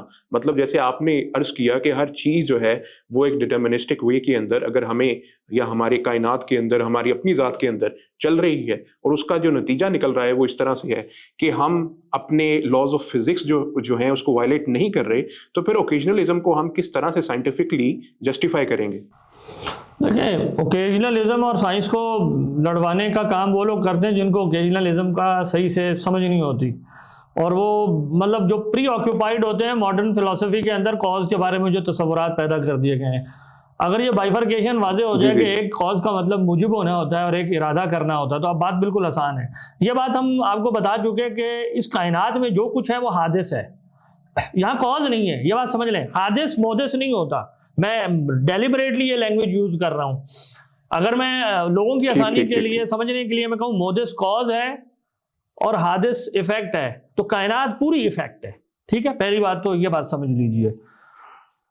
اب آ جائیں اس بات پہ جو آپ اصل میں جس پرابلم کو ہائی لائٹ کرنا چاہ رہے ہیں نا, یا جس کو پوچھنا چاہ رہے ہیں, اس کو ہم کہتے ہوتے ہیں کہ یہ جو ہماری دنیا کے اندر جن چیزوں کو میں کازز کہتا ہوں اپنی زبان میں, ہماری لینگویج بھی ایسے ہی فنکشن کرتی ہے. میں کہتا ہوں وہی بارش ہوئی سبزہ اگایا, کسی کی گردن کاٹ گئی وہ مر گیا, وغیرہ وغیرہ. تو یہ ساری ہماری لینگویج ایسے ہی بنی ہوئی ہے. That is how we speak. تو ہم اس کو یوں کہتے ہیں کہ دیکھیں جی علت لینگویج کے نقطہ نظر میں اگر میں لے آؤں, علت آپ کو پتا ہے لینگویج میں نا ایک حقیقت ہوتی ہے, ایک مجاز ہوتا ہے. تو حقیقت وہ ہوتا ہے جس کے لیے وہ چیز واقعی نفس الامر میں ریفر کر رہی ہوتی ہے. وہ لفظ کو جب میں اس معنی میں یوز کرتا ہوں جس کے لیے وہ مطلب اس کا ٹرو ریفرنٹ ہو تو یہ حقیقت ہے. اور جیسے میں کسی خوبصورت شخص کو دیکھ کر چاند کہنا شروع کر دوں تو اب آپ کہیں گے یہ مجاز ہو گیا. تو حقیقت یعنی کاز کا حقیقی معنی تو مؤثر ہونا ہے, وہ چیز جو کسی دوسری شے کے پائے جانے کا یا نہ پائے جانے کا جواز ہے, جس کے اوپر اس کا وجود اور عدم دائر ہو جائے. تو اب یہ کاز کی ایک رف ڈیفینیشن ہو گئی. تو اب مجھے یہ بتائیں کہ اگر کاز ہم یعنی تو اس میں یہ مؤثر ہونا ہے. اچھا, اب یہ جو دنیا میں ہم کہہ رہے ہیں کہ بھائی چیزیں ایک دوسرے کے اوپر مؤثر نہیں ہیں تو پھر ان کی کیا حیثیت ہے؟ تو اس کو ہم کہتے ہیں یہ مجازی معنی میں, اور یہ ٹیگز ہیں, اس کو ہم نشانی کہتے ہیں. یعنی ہم یہ کہتے ہیں کہ چیزیں ایک دوسرے کے جب ساتھ ہوتی ہیں ایک خاص ترتیب میں تو میں ایک چیز کو دوسرے چیز کے آنے اور جانے کی نشانی مقرر کر لیتا ہوں کہ جب یہ پائی جاتی ہے ساتھ وہ بھی پائی جاتی ہے. کیوں؟ کیونکہ ایک ارادہ کرنے والا ان کو ایسے ظاہر کرتا ہے. اس ماڈل کے اندر ہم یوں گفتگو کرتے ہیں. بات کو سمجھانے کے لیے ایک بہت آسان مثال ہے جس سے پوری طرح سمجھ میں آ جائے گی بات. آپ یوں سمجھیں کہ آپ ایک ہائی وے کے اوپر سفر کر رہے ہیں, موٹر وے پر, اور آپ نے دیکھا ہے عموماً موٹر ویز پہ نا وہ لگے ہوتے ہیں بورڈ. ہائی وے کے اوپر آپ لکھتے ہیں کہ جی ریسٹ ایریا 2 کلومیٹر, اور پھر 2 کلومیٹر کے بعد ریسٹ ایریا پایا جاتا ہے. اچھا, پھر آپ آگے چلے, پھر آپ نے دیکھا ریسٹ ایریا 2 کلومیٹر, پھر دوبارہ ریسٹ ایریا 2 کلومیٹر کے بعد پایا گیا. آپ کو بڑا انٹرسٹنگ لگا. اب آپ نے کئی ہزار کلومیٹر موٹر وے پہ سفر کیا اور آپ نے ہر جگہ یہی پایا کہ جب بھی 2 کلومیٹر بورڈ پایا گیا نا موٹر وے پہ, ساتھ 2 کلومیٹر بعد کیا ہوتا تھا؟ Rest area. کیا آپ اس سے یہ انفر کریں گے کہ وہ جو بورڈ ہے نا وہ اصل میں مؤثر ہے, کاز ہے مؤثر ہونے کے معنی میں اس ریسٹ ایریا؟ کیا آپ یہ کہیں گے؟ آپ کہیں گے نہیں. آپ کہیں گے وہ نشانی ہے, بہت اہم پوائنٹ ہے, وہ آئیڈینٹیفائر ہے, وہ ہائی وے اتھارٹی کی ایک خاص عادت کو ظاہر کر رہا ہے کہ وہ اس طریقے سے پیسنجرز کی فیسیلیٹیشن کے لیے فیل کر دیتی ہے کہ 2 کلومیٹر کے بعد اس نے وہ بنا دیا ہے. تو ہم یہی کہتے ہیں کہ دنیا کے جن چیزوں کو آپ کاز کہتے ہیں وہ مجازی معنی میں کاز ہوتے ہیں, حقیقی معنی میں مؤثر ہونے کے معنی میں نہیں ہے, نشانی ہونے کے معنی میں کاز ہے. یعنی آپ مجازی معنی میں جیسے ہوتا ہے نا کہ جیسے ہم کہتے ہیں ہانڈی ابل رہی ہے, ظاہر ہے ہانڈی نہیں ابل رہی ہوتی, جو اس کے اندر ہوتا ہے وہ ابل رہا ہوتا ہے, لیکن میں اس کے لیے ظرف مظروف کے لیے ساری لینگویج یوز کرتے ہیں.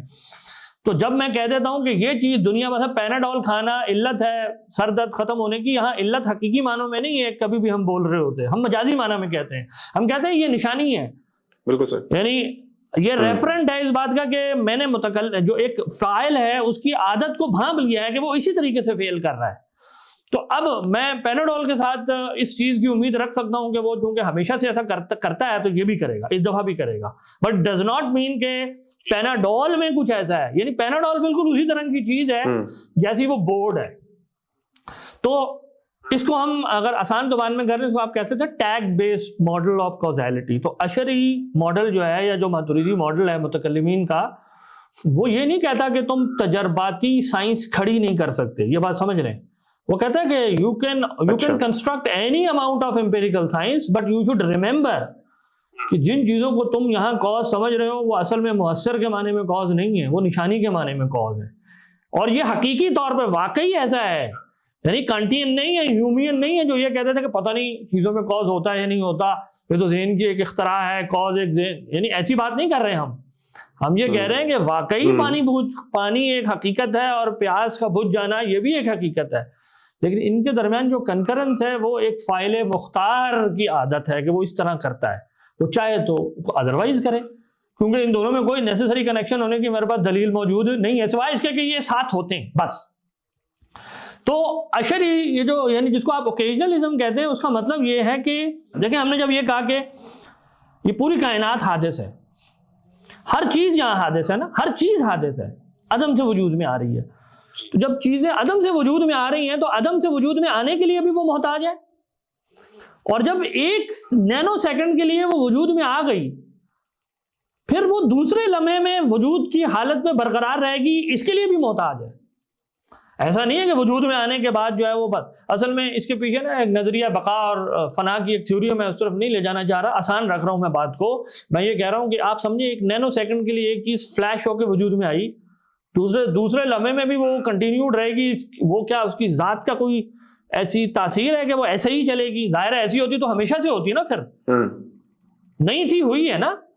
زاہد صاحب اگر وجود زاہد کی ماہیت کو لازم ہوتا تو زاہد قدیم ہوتا. بات آ رہی سمجھ میں؟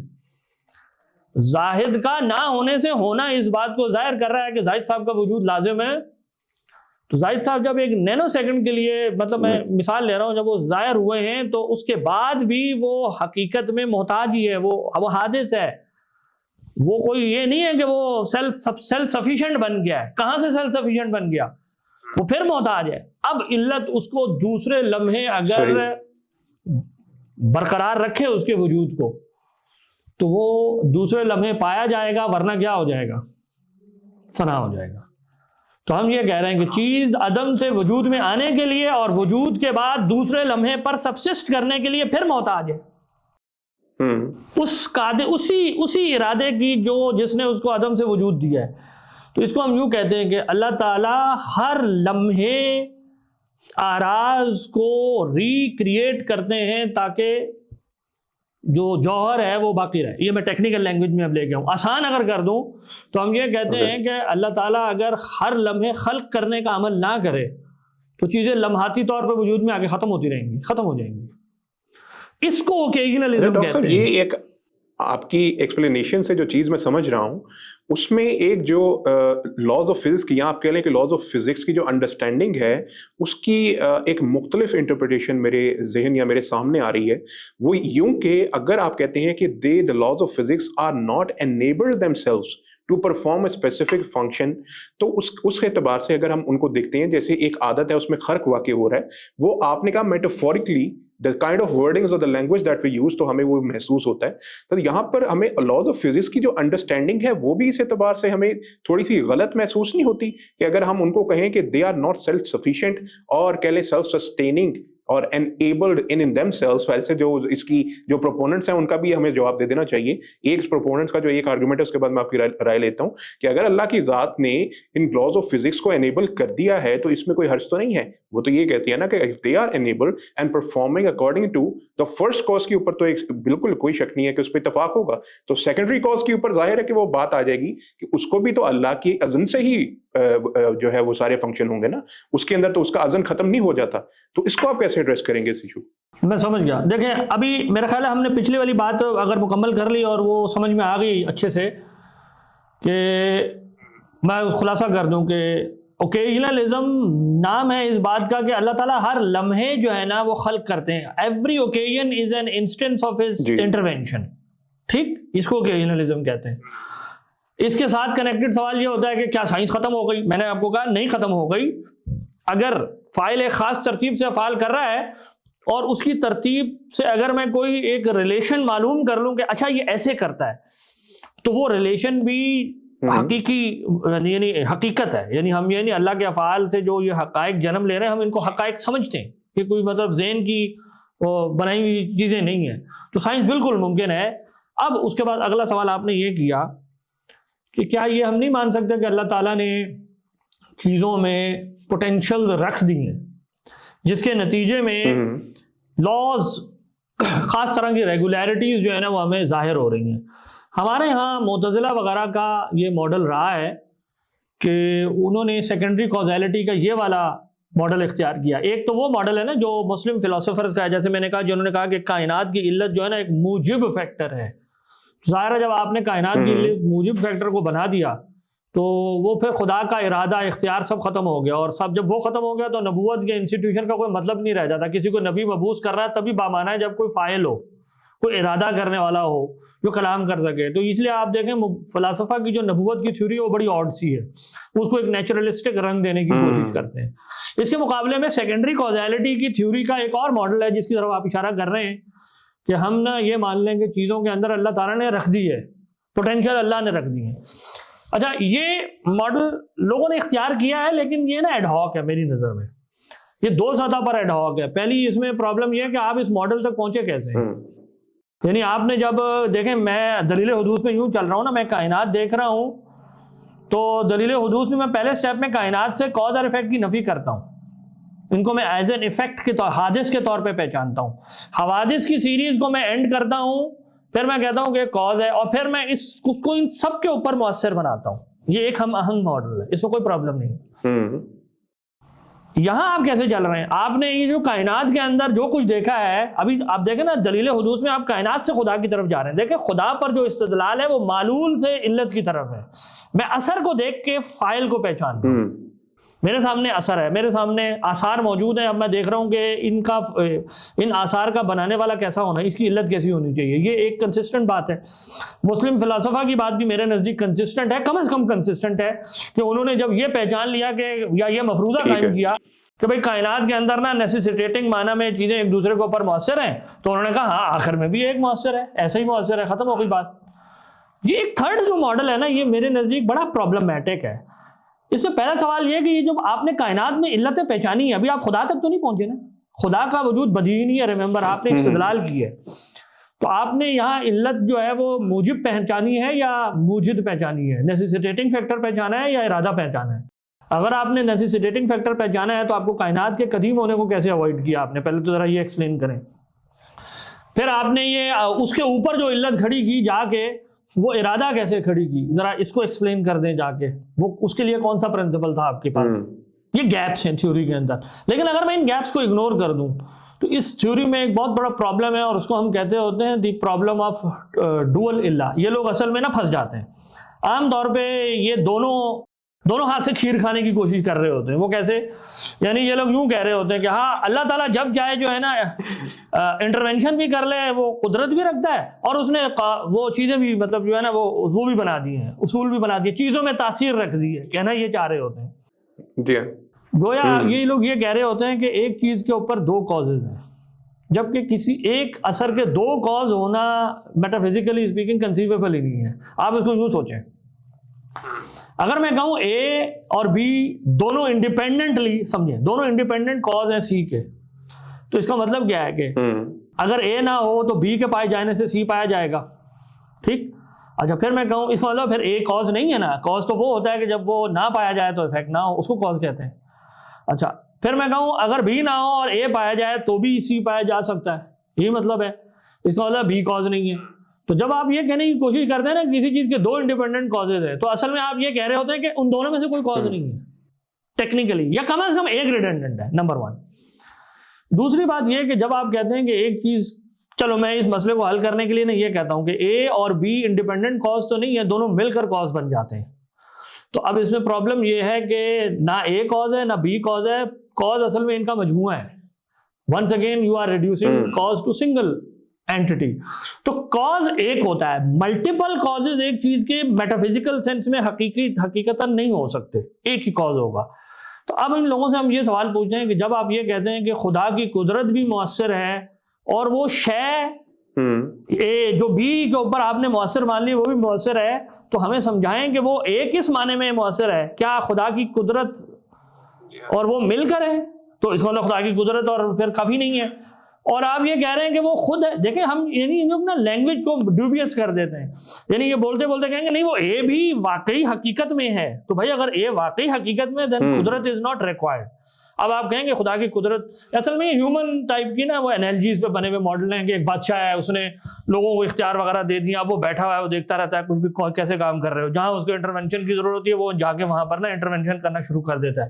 یہ اصل میں اس طرح کی انالوجی پہ بنے ہوئے ماڈل ہیں. ابھی میں اس کو مزید وہ کمپلیکس نہیں کر, ہمارے ہاں کلام میں یہ اس پہ بحث ہوئی ہے کہ قدرت کا مطلب کیا رکھتے ہیں, یہ طے کرنا ہے.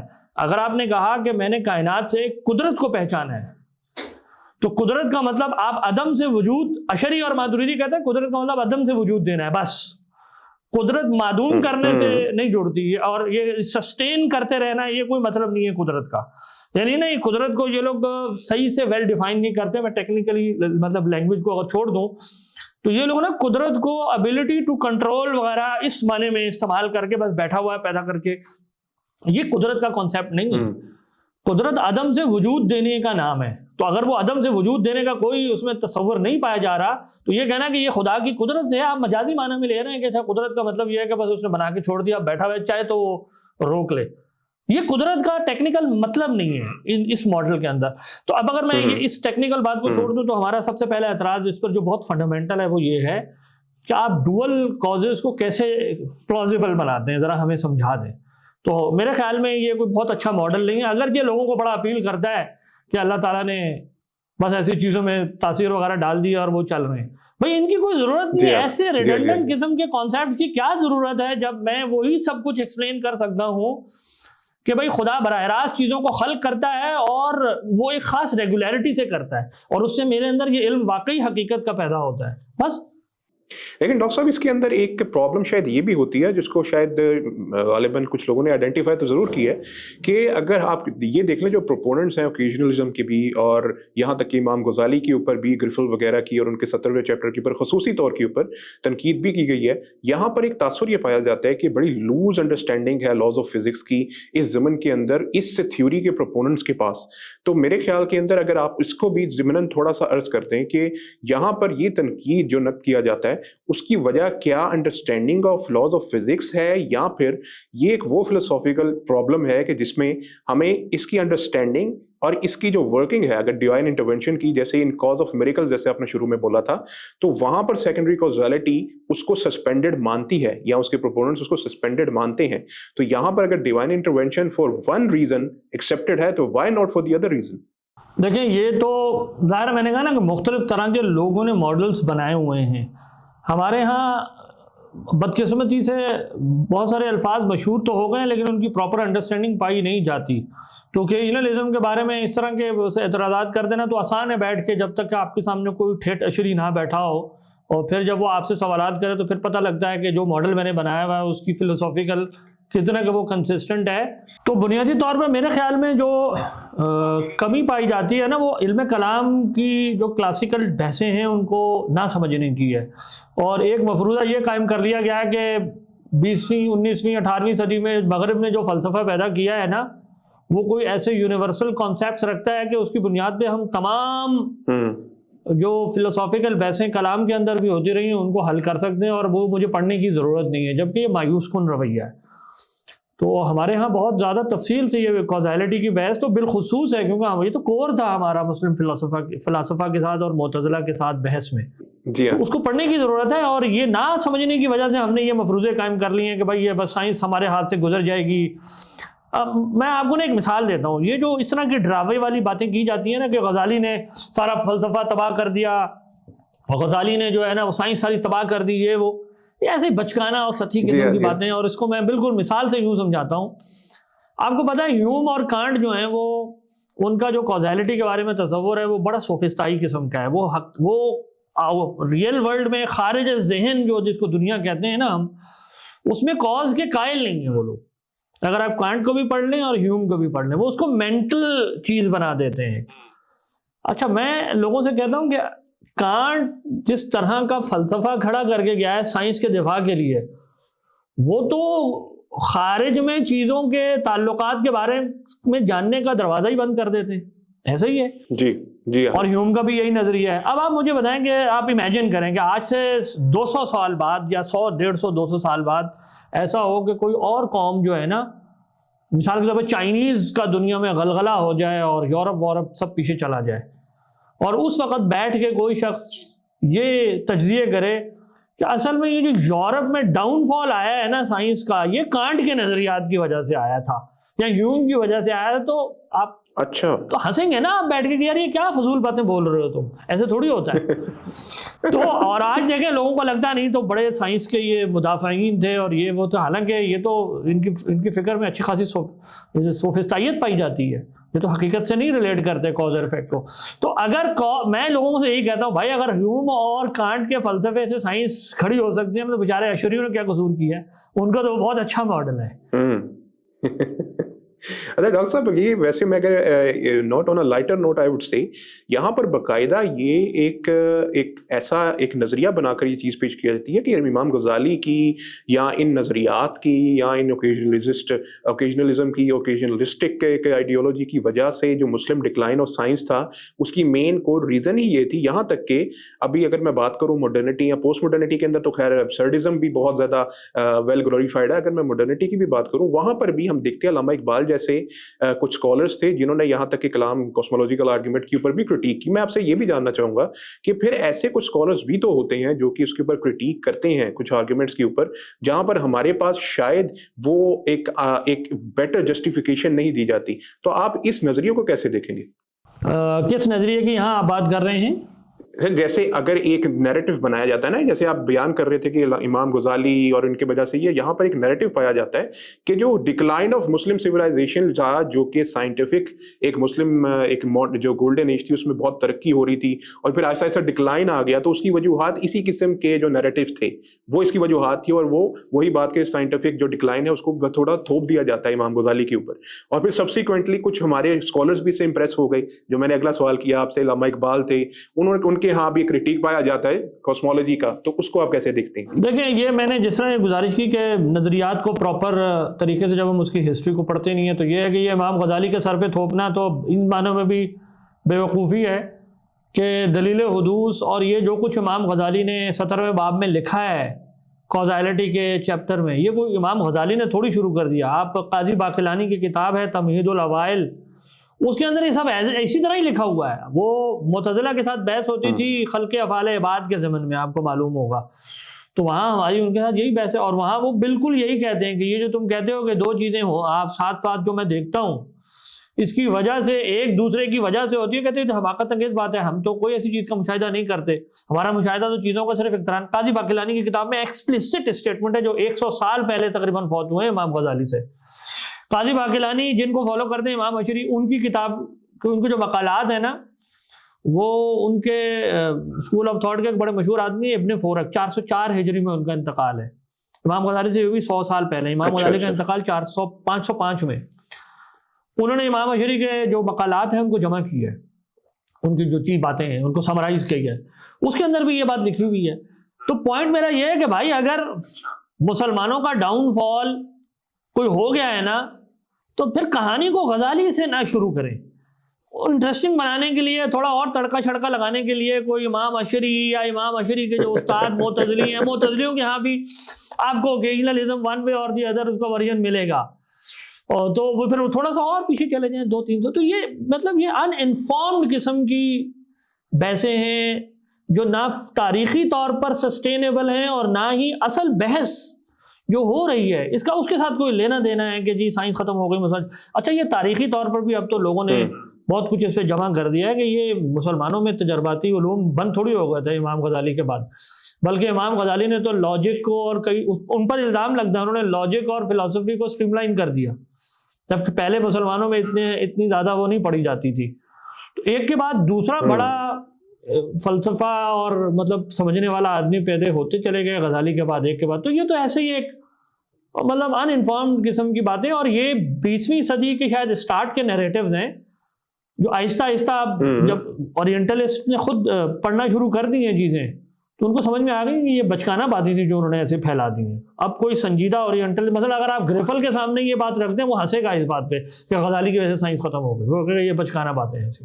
اس کویشچن کو تھوڑا سا ایکسپینڈ کر کے علامہ اقبال سے بھی، کیونکہ چلے اقبال کی اپنی خدمات ہیں اپنی ایک فیلڈ آف جو ہے ایکسپرٹیز کے اندر، البتہ اگر اس کو تھوڑا ایکسپینڈ کر لیں اور تمام مسلم اسکالرس کے اوپر لے جائیں اور پھر ہم اس چیز کو بھی دیکھ لیں کہ مسلم اسکالرس کے ہاں ایک کرٹیک ان کے ہاں بھی پائی جاتی ہے جو متکلمین یا عقلی دلائل خدا کے وجود کے اس کو دینے کے ہاں وہ کہتے ہیں جی آپ انٹرنلی صرف قرآن و حدیث اور اسی کے اندر سے جو ہے وہ دلائل کو کیوں نہیں بیان کرتے، اور اوور آل ان کے ہاں ایک تذبذب ہے اس ضمن میں. آپ اس ایک نیریٹو کو کیسے دیکھتے ہیں ان کے؟ یہ 20ویں صدی کا دیکھیں جی نیریٹو ہے. انسان جب بالخصوص پیسہ ہوا ہو نا اور ہارا ہوا ہو تو سامنے والا جس چیز کو پیش کرتا ہے نا اس کو لگتا ہے کہ میں اس چیز سے لڑائی کرنا بڑی ضروری ہے.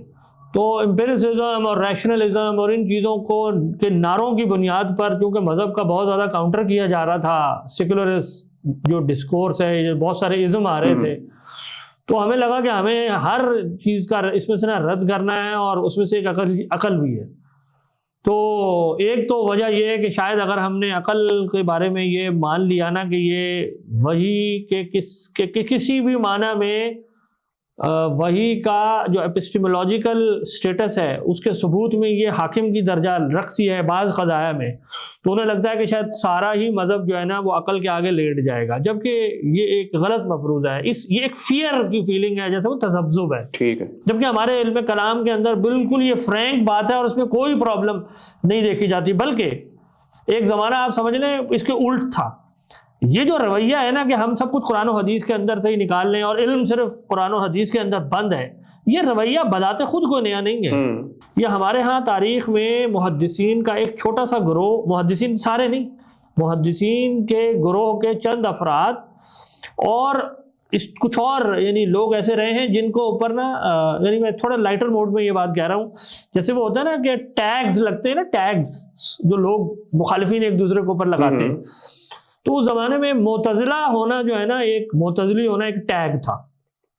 جیسے ہمارے دور میں کسی شخص کے بارے میں اگر کہا جائے نا یہ متجدد ہے تو یہ ایک بڑی گالی سمجھی جاتی ہے، یہ ٹیگ لگ گیا ہے اس کے اوپر.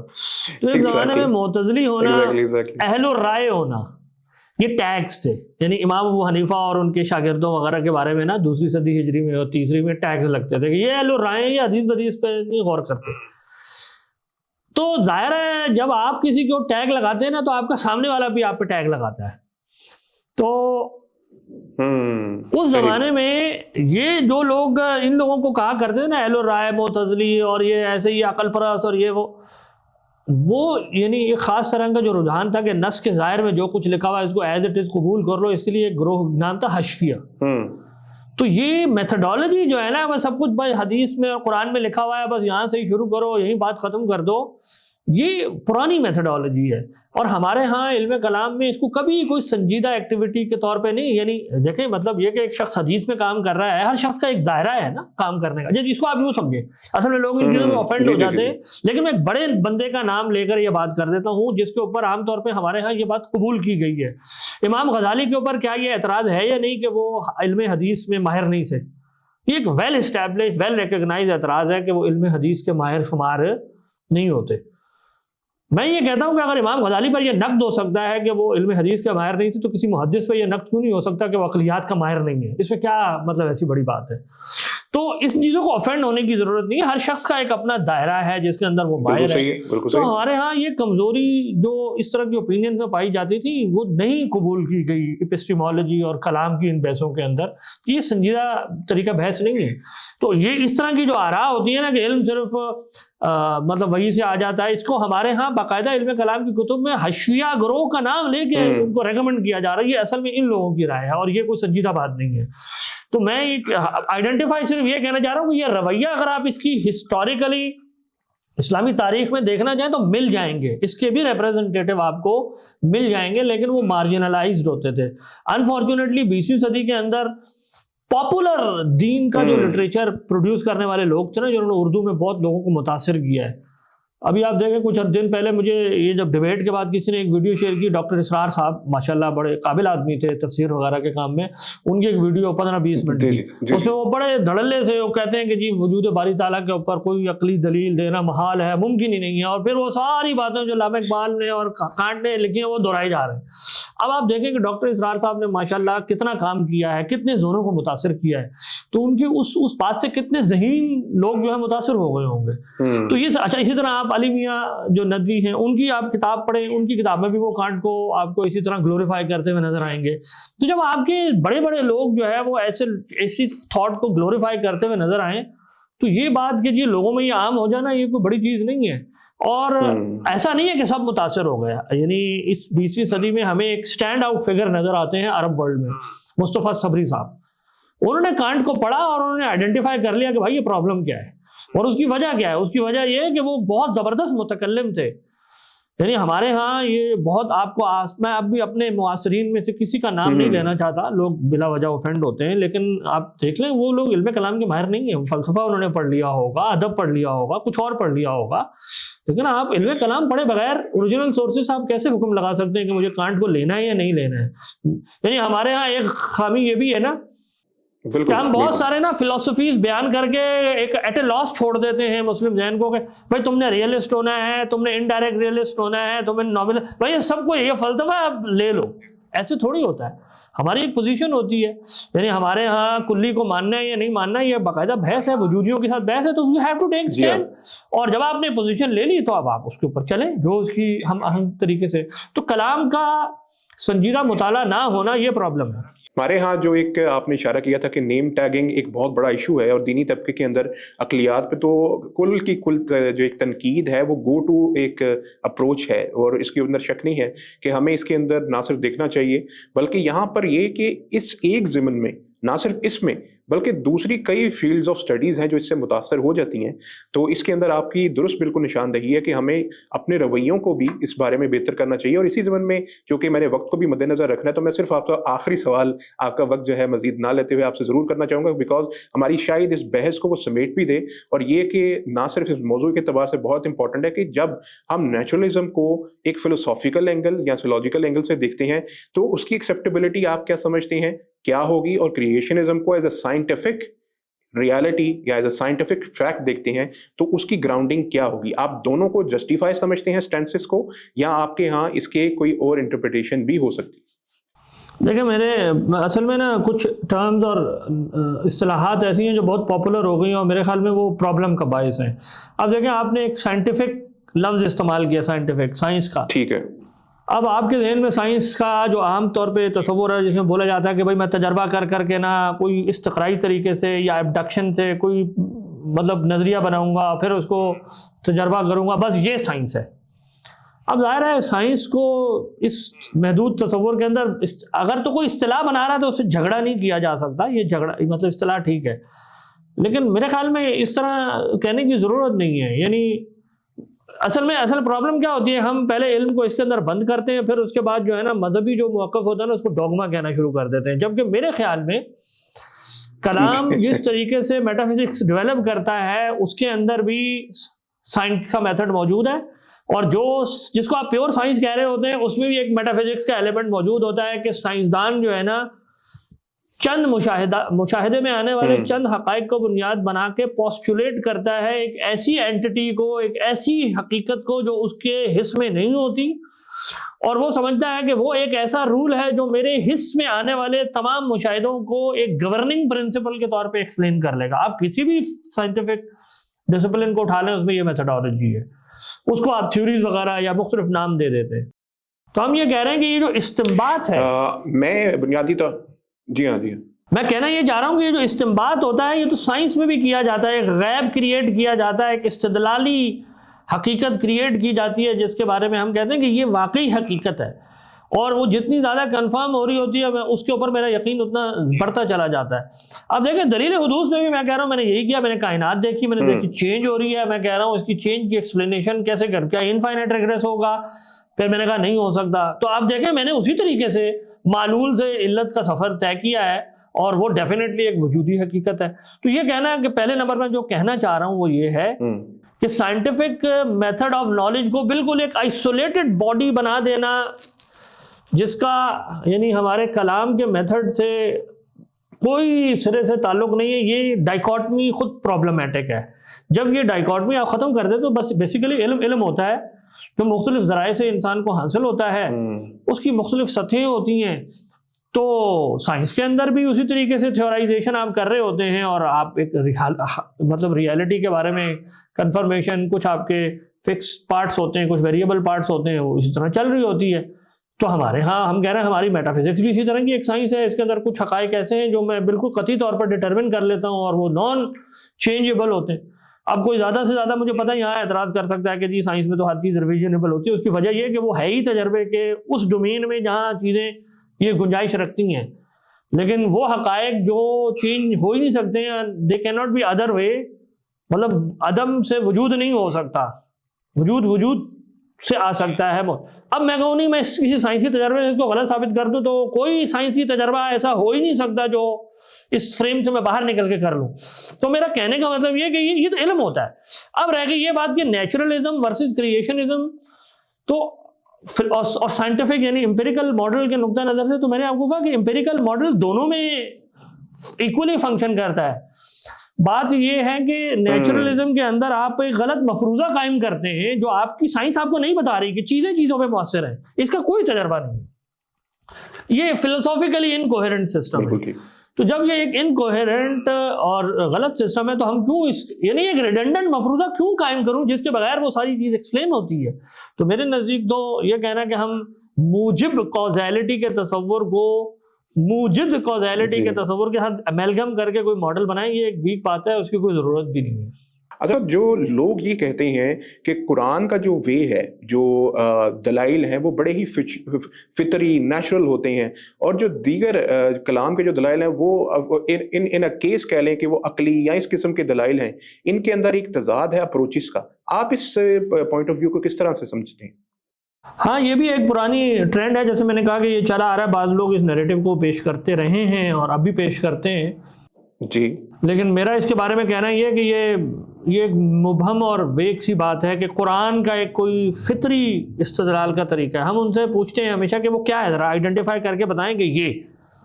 دیکھیے بنیادی بات یہ ہے جو ہمارے ان دوستوں کو سمجھنی چاہیے کہ کبھی نہ متکلم بات کرتے ہوئے کسی سے ایک ایسی چیز ایک ایسے پرٹیکولر کی طرف ریفر کرتا ہے جو متکلم اور اس کے مخاطب کے درمیان کامن ہوتا ہے، دونوں کے درمیان ایگریڈ اپون ہوتا ہے وہاں، اور اس کامن چیز کو ریفر کر کے اصل میں وہ تنبیہ کر رہا ہوتا ہے ایک اصول کی طرف جو اس سے ثابت ہوتا ہے. جیسے ہم کسی کو گفتگو میں کوئی مثال سامنے آ جاتی ہے تو کسی کو کہتے ہیں دیکھو اس سے وہ بات ثابت ہوئی نا جو میں تمہیں اصول بتا رہا تھا.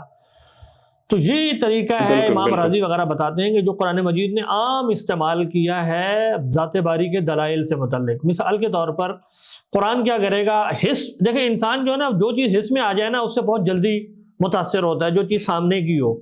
یعنی اگر میں ایک بدو سے کہوں کہ یہ اونٹ پہ غور کرو تو فلسافیکلی اسپیکنگ اونٹ پر غور کرنے سے جس نتیجے تک اس نے پہنچنا ہے وہ بلیک ہول یا وغیرہ کسی اور پلانٹ کے بارے میں اگر میں بات کروں نا وہاں پر بھی اسی پراپرٹیز کے ساتھ جو چیز ثابت ہونی ہے وہ ایکولی ٹرو ہے، لیکن وہ ان اٹریکٹیو لگے گا کہ میں ایک ایسی چیز کو اس کو ریفر کر رہا ہوں جس کا اس کے ساتھ کوئی غرض نہیں ہے اور جو اس کی حس میں نہیں ہے. تو قرآن عام طور پر تنبیہ کرنے کے لیے وہ چیزیں جو حس میں ہوتی ہیں یا دونوں کے درمیان کامن ہے، متکلم اور مخاطب کے، اس کو ریفر کر کے ایک اصول بتاتا ہے۔ اب وہ اصول کیا ہے؟ وہ یہ ہے کہ تغیر ایک ایسی محدث کی طرف نشاندہی کرتا ہے جس کے بغیر وہ تغیر ٹینیبل ایکسپلینیبل نہیں ہے۔ آپ دیکھیں قرآن بھرا پڑا ہے ایسی مثالوں سے۔ قرآن کہتا ہے دن آیا رات آئی، یہ تم دیکھ رہے ہو نا چینج ہو رہی ہے، تم بیج بوتے ہو اور فصل اگاتی ہے، چیز بڑی ہو جاتی ہے، درخت بڑے ہو گئے، یہ اگا ہے، کھیتی سامنے آ جاتی ہے، پھر تم دیکھو بارش برستی ہے تو پھر یہ ہوتا ہے، پھر چینج، تم نطفہ ہوتے ہو، تم آہستہ آہستہ منزلیں طے کر کے بڑے ہو کے انسان کی صورت میں بن جاتے ہو، پھر وہ چاند کی منزلوں کی طرف آپ کو ریفر کر رہا ہے۔ آپ اٹھا نہیں یہ مثالیں، قرآن بھرا پڑا ہے، کس چیز کو بتا رہا ہے؟ یہ چیزیں چینج ہو رہی ہیں نا، غور کر رہے ہو نا تم، تو تم کیا سمجھتے ہو کہ یہ بغیر کسی مطلب یہ کہ محدث کے یہ چینج ہو جا رہی ہیں؟ قرآن بار بار ہر جزوی سے اس اصول کی طرف ریفر کر رہا ہے۔ اب مجھے یہ بتائیں کہ کسی جزوی کی جو وجہ دلالت ہے کہ وہ کس پرنسپل کی طرف ریفر کر رہا ہے، اگر کوئی اس کو کھول دے تو کیا آپ یہ کہیں گے کہ یہ ایک غیر فطری طریقہ استدلال ہے اور وہ جو جزوی کو ریفر کرنا ہے یہ فطری ہے؟ ہم کہیں گے یہ بالکل بے معنی بات ہے، اور اس کی مثال میں یوں سمجھاتا ہوں کہ قرآن مجید میں دیکھیں ایک بات بڑے خوبصورت انداز میں آئی ہے، اور وہ یہ کہ حضرت عیسیٰ علیہ السلام اور ان کی والدہ کے بارے میں یہ تصور تھا کہ یہ نا الہ ہیں۔ حضرت عیسیٰ کے بارے میں ایک گروہ کا یہ نظریہ تھا کہ وہ خدا ہیں۔ تو قرآن نے ایک تبصرہ کیا ہے، کانا یا کلان طعام، یہ دونوں کیا کرتے تھے؟ کھانا کھاتے تھے، کھانا کھایا کرتے تھے۔ اب قرآن یہ کہہ کے آگے بڑھ گیا ہے، کیا مطلب کیا ہے کھانا کھاتے تھے؟ یعنی قرآن یہ کہہ رہا ہے کہ دیکھو تمہیں یہ نظر آ رہا ہے یہ دونوں کھانے کے محتاج تھے، کھانا کھائے بغیر زندہ، اور جو محتاج ہو وہ الہ نہیں ہوتا۔ قرآن یہ بات سمجھانا چاہ رہا ہے وہاں۔ امام راضی جیسا ذہین شخص جب اس مقام پر آئے گا اور وہ جب اس کو کھولے گا نا تو وہ یہ مقدمے لکھے گا کہ جو کھانے کا محتاج ہو وہ الہ نہیں ہوتا، کیونکہ الہ محتاج نہیں ہوتا، وہ لکھے گا یہ مقدمے۔ اب مجھے بتائیں امام راضی جب یہ مقدمے لکھیں گے تو آپ یہ کہیں گے نہیں امام راضی نے پیچیدہ کر دیا، غیر فطری ہو گیا، قرآن دیکھو کتنا فطری تھا۔ بھائی یہ کس قسم کی باتیں؟ جب تک آپ کھانا کھانے کی وجہ استدلال ہی کو نہیں کھولیں گے وہ دلیل بنی ہی نہیں۔ تو ہم یہی ان دوستوں سے کہتے ہیں کہ قرآن کی فطری دلیل حدوث ہی ہے، اس کے علاوہ اور کچھ بھی نہیں ہے۔ قرآن اس کے پرٹیکولر انسٹنسز کو بار بار سامنے لا کے ریپیٹ کر رہا ہوتا ہے۔ ایک بڑا جو ذہن ہوتا ہے وہ اس اصول کو اس کے اندر سے انفر کر لیتا ہے، جیسے ایک فقیہ اصول فقہ بنا لیتا ہے نا جزیات سے، تو کیا اصول فقہ والے کے اوپر آپ یہ الزام لگاتے ہیں انہوں نے پیچیدہ کر دیا قرآن کو؟ ویسے بعض لوگ سطحیت پہ جب اترتے ہیں یہاں تک بھی اتر جاتے ہیں، آپ نے دیکھا ہوگا یہ امام حنیفہ امام یہ فقیہوں نے آگے نا دین کا کباڑا کر دیا، مشکل کر دیا، قرآن تو بڑا آسان تھا بھائی۔ تو بھائی ٹھیک ہے، پھر اگر آپ کو ایسا آسان والا قرآن چاہیے تو آپ پڑھتے رہیں، یہ غیر سنجیدہ قسم کا استدلال ہے۔ اور میں آپ کو مزے کی بات بتاؤں، مطلب ہمارے دور کی ایک شخصیت ہے، ان کے شاگرد نے ابھی ایک تحریر لکھی اسی طرح کی کہ قرآن کا نا ایک فطری استدلال کا طریقہ ہے جو علم کلام سے بہت برتر ہے۔ کبھی آپ ان کی اپنی فکر پڑھیں نا جا کر، کہ ان کی کتابوں میں چھپی ہوئی ہے میزان میں، اور ان کا جو فلسفہ بیان ہے، تو آپ کانوں کو ہاتھ لگا لیں گے یہ اتنا پیچیدہ فلسفہ انہوں نے قرآن کو سمجھنے کے لیے بنایا ہوا ہے۔ تو بھائی یہ کہاں سے، یہ تو عام آدمی کو سمجھ ہی نہیں آتا، خود ان کے گروہ کے اکثر لوگوں کو سمجھ نہیں آتا۔ تو اگر یہ جائز ہے تو بھائی پھر وہ بھی جائز ہے، اس میں کوئی پرابلم نہیں ہے۔ بالکل، جس وجہ سے کلامیوں سے جو ہے وہ ایک بیر ہے، وہی وجہ جو ہے وہ اپنے ہاں بھی انہوں نے اپنائی ہوئی ہے، وہی طریقہ ایک مشکل ہمارا اس سے مقصد بھی اس ساری شو کو کنڈکٹ کرنے کا یہی تھا۔ اور میں آخر پہ آپ کا شکریہ بھی ادا کرنا چاہوں گا اس ضمن میں کہ آپ نے نہ صرف بہت آسان الفاظ میں اور اس طریقے سے ہمیں یہ باتیں سمجھائی ہیں کہ جہاں سے مجھے بھی ذاتی طور کے اوپر اتنا کچھ سیکھنے کو ملا، جس کے اوپر میں آپ کا شکریہ بھی ادا کرنا چاہوں گا کہ آپ نے ہمیں ان غلط فہمیوں کا اور ان چیزوں کے بارے میں کھول کھول کر بات بتائی جو کہ اس پوڈ کاسٹ کے کنڈکٹ کرنے کا مقصد تھا، اور جو کہ الحمدللہ فلفل ہوا۔ اسی کے ساتھ میں آپ کا ایک بار پھر شکریہ ادا کرتے ہوئے ناظرین کو بھی اس چیز کی تاکید ضرور کروں گا کہ ناظرین یہ پروگرام نہ صرف آپ کو دیکھ کر بلکہ شاید 2 بار دیکھ کر بھی کچھ چیزیں اس کی سمجھ نہ لگیں، آپ کو اس کو اسی ایک آئیڈیالوجی سے سننا ہے اور دیکھنا ہے کہ آپ کے ہاں جو نظریہ پہلے پایا جاتا ہے اور اس میں جو ڈاکٹر صاحب نے چیزیں بیان کی، آپ کو ان کے اندر کمپیریزن کر کے یہ چیز دیکھنی ہے کہ جہاں پر آپ کو آپ کی ریشنل فیکلٹیز لے کر جا رہی ہیں وہ کون سا رستہ ہے۔ اور اسی کے ضمن میں اگر آپ کو ذہن میں پھر بھی کوئی کجی، کوئی سوال، کوئی چیز رہ جاتی ہے تو آپ اس کو ہمیں کمنٹس میں ضرور بتائیں، اور ہماری پوری کوشش ہوگی کہ ہم ان چیزوں کو بھی فیوچر میں ضرور ایڈریس کریں۔ ڈاکٹر صاحب اسی کے ساتھ مجھے بھی اجازت دیجیے، اور میں آپ کا بہت ایک بار شکریہ شکریہ پھر سے ادا کرتا ہوں، اور اس پروگرام کا وقت بھی اپنے اختتام کو پہنچتا ہے۔ آپ کا بہت شکریہ۔ السلام علیکم ورحمۃ اللہ وبرکاتہ۔